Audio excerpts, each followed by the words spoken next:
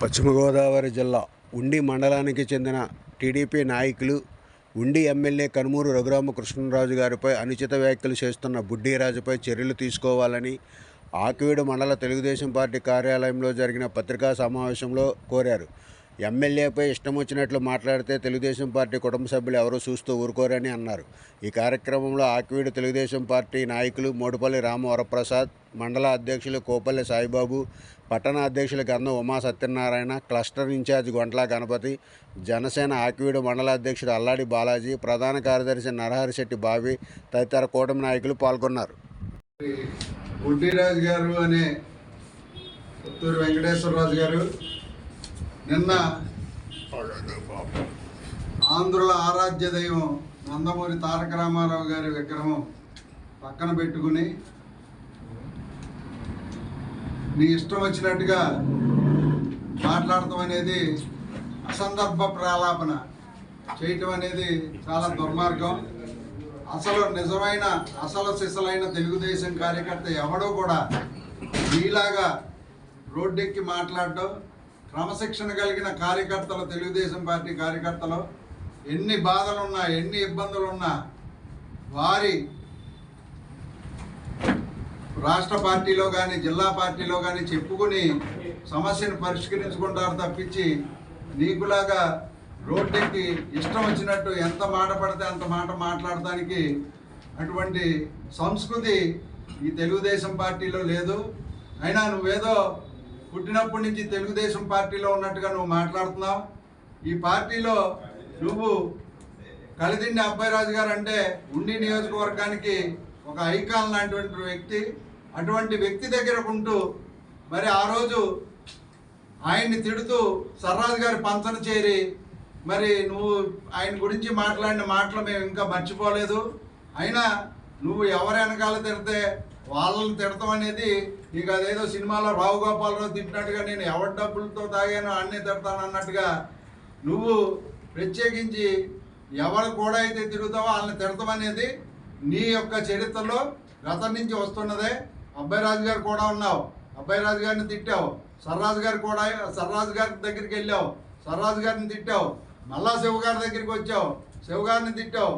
మళ్ళా రాంబాబు గారి దగ్గరికి వచ్చావు, మళ్ళా రాంబాబు గారిని తిట్టావు. ఇవాళ కొత్తగా త్రిపుల్ గారి గురించి మాట్లాడుతున్నావు. మరి త్రిపుల్ గారు అంటే మరి నువ్వేదో అనుకున్నట్టుగా అనుకుంటున్నావేమో. త్రిపుల్ గారిని తిడతామంటే ఆకాశం మీద ఉమ్మేయటం లాంటిది. మరి గుర్తుపెట్టుకో, నీ యొక్క ఏదో అడుపులకి బెదిరి ఇదైపోవడానికి ఇక్కడ కుందేళ్ళేమీ లేవు. మరి జాగ్రత్తగా నువ్వు మాట సంభాలించుకొని ఒక తెలుగుదేశం కార్యకర్తగా ఉండాలనుకుంటే అన్నింటినీ కూడా మరి విత్డ్రా చేసుకుని ఆయనకి క్షమాపణ చెప్పి ఆ తర్వాత నువ్వు రావాలి తప్పించి అంతే తప్పించి నీ ఇష్టం వచ్చినట్టు మాట్లాడితే మరి తెలుగుదేశం కార్యకర్త ఎవరో కూడా ఊరుకోరు. మరి ఇటువంటి చర్యల్ని మేము ఖచ్చితంగా ఖండిస్తున్నాం. ఈరోజు ఉండి నియోజకవర్గానికి మరి దేశవ్యాప్తంగా రాష్ట్ర వ్యాప్తంగా కూడా ఒక మంచి పేరు వచ్చిందంటే అది కేవలం త్రిపుల్ గారే. ఆయన చేస్తున్నటువంటి అభివృద్ధి కానివ్వండి, ఆయన చేస్తున్నటువంటి ఏదైతే ప్రజా ఉపయోగ కార్యక్రమాలు ఉన్నాయో ఇవి మరి ఈరోజు రాష్ట్ర వ్యాప్తంగా మరి ఎంతో పేరు తెచ్చుకుంటుంది. మరి ఇటువంటి పరిస్థితుల్లో నువ్వు నీ ఇష్టం వచ్చినట్టు మాట్లాడిన దాన్ని ఖచ్చితంగా మేము ఖండిస్తూ ఇవి పునరావృతం కాకుండా చూసుకోవాలని నేను హెచ్చరిస్తున్నాం. బుడ్డీరాజు గారు మాట్లాడిన మాటల్లో ఏది వాస్తవం లేవు, అన్నీ అవాస్తవాలే. నిర్మల కృష్ణ గారు అవార్డు ఆయన ఒక్కడికే వచ్చినట్టు ఏది చెప్పుకుంటున్నాడు. అప్పుడు ఉమ్మడి పశ్చిమ గోదావరి జిల్లాలో 5 వచ్చినాయి, అందులో నేను కూడా ఉన్నాను. అదేదో ఆయనకి ఏదో గొప్పగా ఇచ్చిన అవార్డు ఏం కాదు, ఇది అందరితో పాటు వచ్చిన అవార్డే. అలాగే అభివృద్ధి విషయంలో త్రిపుల్ గారిని వేలెత్తి చూపుతున్నాడు. ఈ ఆంధ్రప్రదేశ్ మొత్తం మీద ఉండి నియోజకవర్గం వైపు అందరూ చూస్తున్నారు. దానికి ఎవరు పేరు పెడతాకి లేదు. అలాగే ఆయన మహారాజా అని అంటున్నారు. ఈ ఉండి నియోజకవర్గాన్ని మహారాజు త్రిపుల్ గారే, యువరాజు భరత్ బాబు గారే. ఎవరేమన్నా ఈ రెండు బట్టి ఖచ్చితంగా జరిగినాయి. కూటమి ప్రభుత్వం నీ వల్ల వచ్చిందా అని అడుగుతున్నాడు. చంద్రబాబు నాయుడు గారు ఒక పిల్లరు అయితే, పవన్ కళ్యాణ్ గారు ఒక పిల్లరు, లోకేష్ గారు ఒక పిల్లరు, 4వ పిల్లరు త్రిపుల్ గారు. త్రిపుల్ గారి వల్లే కూటమి ప్రభుత్వం కూడా రావడానికి చాలా దోహదపడిందని చెప్పి మేము తెలుస్తున్నాం. నువ్వు అనవసరంగా ప్రలోభాలను మేనేజ్ చేసి నీ పని చూసుకోమని చెప్పి. నమస్కారం. గత 4 రోజుల నుంచి చూస్తా ఉన్నాం మనం నియోజకవర్గం ఉండి మండలం సంబంధించినటువంటి పుత్తూరు వెంకటేశ్వరరావు గారు వడ్డీరాజు అనే వ్యక్తి నిరాధారమైన ఆరోపణలు చేస్తూ ఉన్నారు మన ఉండి ఎమ్మెల్యే డిప్యూటీ స్పీకర్ రఘురామకృష్ణ గారి మీద. అయితే మీరు ఎందుకు ఇలా చేస్తూ ఉన్నారు? మీ గ్రామం నుంచి కల్లేపల్లి సతీష్ రాజు అనే వ్యక్తికి ఆలయ చైర్మన్ ఇచ్చారని చెప్పని మీకు అక్కసు. మీరు ఏదైనా పదవి తెచ్చుకుంటారంటే సతీష్ రాజు అనే వ్యక్తి ఎప్పుడు కూడా మీకు అడ్డుపడాల. మీరు నాకు డీసీసీబీ చైర్మన్ వచ్చిందని చెప్పని మీరు ఎమ్మెల్యే కలిసినప్పుడు నేను పక్కనే ఉన్నా, సంతోషం చెప్పారు. అలాగే మీరు ఆ పదవి వచ్చిందని చెప్పని మీరు అందరు ఎమ్మెల్యే రావడం జరిగింది. అలాగే ఆ పదవి తర్వాత మీకు రాకపోయిన తర్వాత మీరు వేరే కూడా నాకు స్టేట్ లెవెల్ పదవి అని చెప్పి మీరు చెప్పడం జరిగింది. దానికి కూడా ఎమ్మెల్యే గారు మంచిది, మీకు ఏదైనా కావాలంటే చేస్తానని చెప్పారు తప్ప ఎప్పుడు మీ పదవి గారిని అడ్డు చెప్పాల. మీ గ్రామంలో జరిగిన ఒక దేవాలయం చైర్మన్ మీరు స్టేట్ లెవెల్ పదవి ఆశించారు, ఆయన గ్రామంలో ఆశించారు. గ్రామంలో ఇచ్చిన పదవికి కేవలం మీరు దాన్ని బేస్ చేసుకుని మీరు ఇటువంటి రాద్ధాలు చేస్తూ ఉన్నారు. ఏది ఇల్లు తీసేస్తున్నారని ఇంకా రకరకాల ఆరోపణలు చేశారు. ఇవాళ కాలువగట్టుల మీద ఆక్రమించుకుని 4 ఇళ్ళు ఉంటే వాళ్ళ ద్వారా నీటి కలుషితం అయిపోయి 4,000 మంది జనాభాకి కలుషితం రాకుండా తీయడం జరిగింది. మంచినీళ్ళకి క్యారఫెటర్స్ ఏదైనా ఉందంటే అది రఘురామకృష్ణరాజు గారు. అటువంటి అభివృద్ధి పనులు చేస్తున్నటువంటి వ్యక్తి మీద మీరు ఊరికే ఏది పడితే అది మాట్లాడి ఏదో నిందయ్యాలని చెప్పి చూస్తే ఇది కరెక్ట్ పద్ధతి కాదు. ఇప్పుడు చెప్పినట్టుగా మీరు ప్రత్యేకంగా టీడీపీ పార్టీలో లేరు, మీరు పార్టీలు మారుతూ ఉన్నారు. అలాగే పార్టీ మారడంతో పాటు శివగారు కూడా ఉంటూ శివగారి మీద మీరు దౌర్జన్యం చేసినవి కానీ ఆయన తిట్టిన సందర్భాలు లేవా? గడిచిన 5 సంవత్సరాల్లో రాంబాబు గారు ఎమ్మెల్యేగా ఉండగా మీరు ఆయన మీద ఎన్ని ఆరోపణలు చేయలేదు మీరు? అంటే మీరు ఎవరితో అయితే ఉంటారో వారి కూడా మీకు ఉండే అలవాటు ఎప్పుడూ లేదు. అలాగే ఇప్పుడు రఘురామకృష్ణ గారి మీద ఏదో మీరు మాట్లాడేస్తే ప్రజలు చూస్తూ ఊరుకోరు, అలాగే పార్టీ కూడా చూస్తూ ఊరుకోదు. ఖచ్చితమైన చర్యలు మీరు తీసుకోవాలని చెప్పని మేము ఆకివీడి మండలం మరి పట్టణ పార్టీ తరఫున డిమాండ్ చేస్తా ఉన్నాం. ఈ సమావేశం ముఖ్య ఉద్దేశం ఏంటంటే మరి తెలుగుదేశం పార్టీలో కొద్దిగా వడ్డీ గారని ఒక పెద్ద ఆయన రఘురామకృష్ణరాజు గురించి కొంచెం ఇబ్బందిగా మాట్లాడడం జరిగింది. రఘురామకృష్ణరాజు గారు అంటే మరో స్వతంత్ర సమరయోధుడు ఈ రాష్ట్రంలో లెక్కేసుకోవాలంటే. ఎలాగంటే అల్లూరి సీతారామరాజు గారు ఎలా అయితే స్వతంత్రం గురించి పోరాడాడో అలాగే ఒక గెలిచిన పార్టీలో ఆయన ఎమ్మెల్యేగా ఉండి ఆంధ్రప్రదేశ్ రాష్ట్రం గురించి ఆయన ప్రాణాలు తెగించి ఈ రాష్ట్రంలో అంటే రాక్షస పాలన పారదోలాలని ఆయన ప్రాణాలు ప్రణంగా పెట్టి ఆ రోజున ఎంతో ఇబ్బంది పడి ఆ పార్టీలోంచి వచ్చి బయటకు వచ్చి మరి రాష్ట్రం కోసం నిజంగా రాష్ట్రానికి మరో స్వతంత్రం వచ్చే దానికోసం పోరాడాడు ఆయన. అలాంటి వ్యక్తిగా మేము ఆయన మా గుండెలో పెట్టి ఎప్పుడు కూడా ఆరాధిస్తాం మేము రఘురామకృష్ణరాజు గారు. మరి అలాంటి వ్యక్తి మాకు ఇక్కడ ఉండి ఎమ్మెల్యేకి శాసనసభ్యులుగా పోటీ చేయడానికి వచ్చినప్పుడు మేము పవన్ కళ్యాణ్ గారు మాకు ఆదేశించారు, ఎవరైనా సరే నన్నే చూసుకోవడానికి చెప్పి ఒక ఆదేశానుసారంగా మేము రఘురామకృష్ణరాజు గారి గెలుపుకి ఎంతో పోరాటం చేశాం.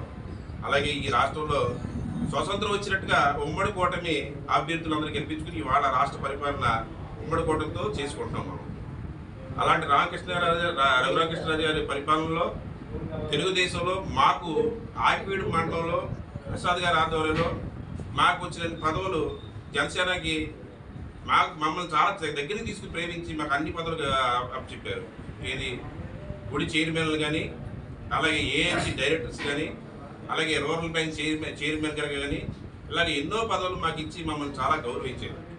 అలాంటి పార్టీలో మరి మీ వ్యక్తిగతంగా ఏదన్నా ఉంటే మీరు చూసుకోవాలి కానీ ఇలా బహిర్గతంగా పార్టీని ఇబ్బంది పెడుతూ మాకేదో ఇవ్వలేదని చెప్పి మీరు చెప్పడం కరెక్ట్గా ఇది. మరి మా పార్టీకి చాలా పదవులు ఇచ్చి మమ్మల్ని గౌరవించారు. రఘురామకృష్ణరాజు గారు కానీ వాళ్ళ అబ్బాయి కానీ భరత్ గారు కానీ మమ్మల్ని చాలా సాధారణంగా గౌరవిస్తూ ఇప్పుడు కూడా జనసేన పార్టీ మాకు విలువలతో కూడిన ఒక ప్రాముఖ్యత ఇచ్చి వాళ్ళంతా కూడా మాట్లాడడం జరిగింది. ఈ విషయంలో మట్టికి నేను ఏకీభవించడం మీకు ఏదో ఉంటే లోపాయికారిగా కూర్చొని సర్దుబాటు చేసుకోవాలి కానీ ఇలా బహిర్గతం చేసుకుని ఈ ఉమ్మడికోటి పాలనని నవ్వులు పాలు చేయడం మీకు ఎంత మాత్రం సవాబు కాదు. మరి ఈ సభ ఉద్దేశించి దీన్ని ఉద్దేశించి మీకు చిన్న విజ్ఞప్తి చేసుకుంటూ మరి నేను సెలవు తీసుకుంటాను. జై జనసేన. మొన్నటి రోజుని మన త్రిపులార్ గారి మీద మన ఉండి రాజు గారు చేసిన వ్యాఖ్యలు అది సమూహంగా లేవు. నేను కూడా ఆయన ఫేస్బుక్ ఇంట్లో చూడడం జరిగింది. మన త్రిపులార్ గారు అంటే మొత్తం మన నియోజకవర్గంలోనే కాకుండా మొత్తం మన ఏపీ ఆంధ్రప్రదేశ్లో మొత్తం ఆయన బ్రాండ్ అంబాసిడర్ త్రిపులార్ గారు అంటే ఆయన మీద అలాంటి వ్యాఖ్యలు చెప్పడం మన రాజు గారికి తగదు. ఏమన్నా ఉంటే వాళ్ళ చూసుకుని సర్దుబాటు చేసుకోవాలి తప్ప ఇలా బహిరంగ మాట్లాడడం తప్పు కరెక్ట్ కాదు. మేము జనసేన తరఫున అది రాజు గారికి చాలా ఖండిస్తున్నాం.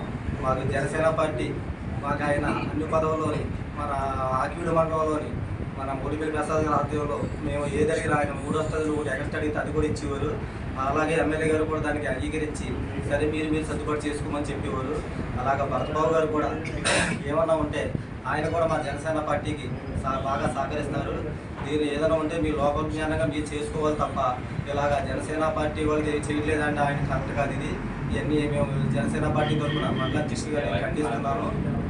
రాజు గారి శిష్యుణ్ణి అని చెప్పుకునే ముందు అబ్బాయిరాజు గారి యొక్క ఆశయాలు కూడా దృష్టిలో పెట్టుకుని మాట్లాడాలి. రాజు గారు రాజు గారు అంటే గౌరవం ఉంది అందరికీ, కానీ నువ్వు చేసే పనుల వల్ల నువ్వు అందరికీ లోకు అయిపోయావు. తెలుగుదేశం పార్టీ అంటే ప్రతి కార్యకర్తకి తల్లితో సమానమైన పార్టీ. మేమందరం అలాగే చూసుకున్నాం. నేను ఆకివీడు మున్సిపాలిటీ ఎలక్షన్కి డబ్బులు ఖర్చు పెట్టాను. ఆకివీడు మున్సిపాలిటీకి ప్రతి కార్యకర్త ఖర్చు పెట్టారు. వాళ్ళ స్తోమత తగ్గ పార్టీ కోసం, తల్లి లాంటి పార్టీ కోసం 10 రూపాయలు ఖర్చు పెట్టిన వాళ్ళు ఉన్నారు, 100 రూపాయలు ఖర్చు పెట్టిన వాళ్ళు ఉన్నారు. పార్టీ తల్లికి ఒక చీర కొనిస్తావు, లేకపోతే ఒక భోజనం పెడతావు. నేను తల్లికి డబ్బులు ఇచ్చాను, నేను తల్లికి డబ్బులు ఇచ్చానని చెప్పడం ఏంటి? ఇది చాలా దుర్మార్గమైన చర్య. నువ్వు ఆకివీడు మున్సిపాలిటీకి నువ్వేనా వచ్చావు, నువ్వు రాలేదని మేము అన్నావు, తిరిగావు, కష్టపడ్డావు. నీకంటే ముందు అప్పుడు ఎమ్మెల్యేగా ఉన్నటువంటి రామరాజు చాలా కష్టపడ్డాడు. ఆయన 20 రోజులు ప్రతి ఇంటికి తిరిగి ఓటడికి కష్టపడ్డాడు. ఎన్నో 1000 ప్రశంసలకి ఆయన ఖర్చు పెట్టుకున్నాడు. అలాగే మా లోకల్గా పోటీ చేసిన అభ్యర్థులు వాళ్ళ స్థాయిలో వాళ్ళు చేసుకున్నారు. జనసేన పార్టీలో ఉన్నటువంటి కౌన్సిలర్ అభ్యర్థులు కూడా వాళ్ళ స్థాయిలో వాళ్ళు చేసుకున్నారు.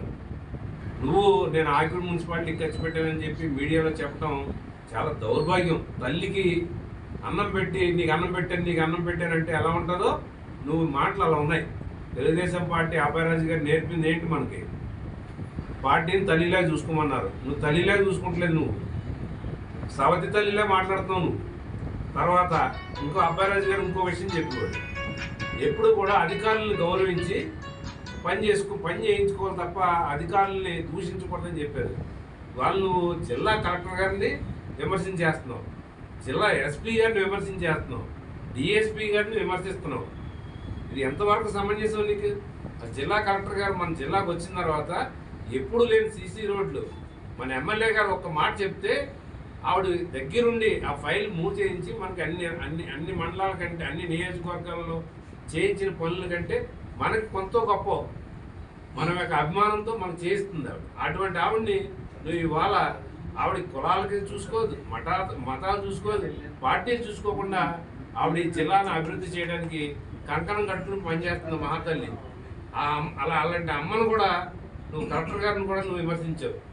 ఎస్పీ గారు కాశ్మీర్ నుంచి వచ్చి ఒక నీతి నిజాయితీగా పనిచేస్తున్నాడు. ఆయన అసలు ఇక్కడ ఎవరో కూడా ఆయనకు తెలియదు, ఆయన్ని కూడా విమర్శించేస్తున్నావు. మన స్థాయి ఏంటి? అబ్బాయిరాజు గారు కానిస్టేబుల్ని కూడా సార్ అనేవాడు. నువ్వు ఏకంగా ఎస్పీ గారిని విమర్శించినావు, కలెక్టర్ గారిని విమర్శించినావు. ఇది మంచి పద్ధతి కాదు బొడ్డయ్య. నువ్వు అర్జెంటుగా రఘురామకృష్ణరాజు గారికి నువ్వు క్షమాపణ చెప్పు. నువ్వు రఘురామకృష్ణరాజు గారిని తీసుకొచ్చి రఘురామకృష్ణరాజు గారిని చేయాలని, రఘురామకృష్ణరాజు దేవుడు, వెంకటేశ్వర స్వామి అని చెప్పింది నువ్వు. ఇప్పుడు మళ్ళీ ప్రతి ఒక్కరిని ఇలాగే మాట్లాడుతున్నావు నువ్వు. అంటే నువ్వు చెప్పింది అలా మేము మాట్లాడాలా? మాకు సంబంధం లేదు. మేము ఖచ్చితంగా పార్టీ వెన్నంటే ఉంటాం. పార్టీ మాకు తల్లితో సమానం. రఘురామకృష్ణరాజు గారు ఇవాళ స్థానిక శాసనసభ్యులు.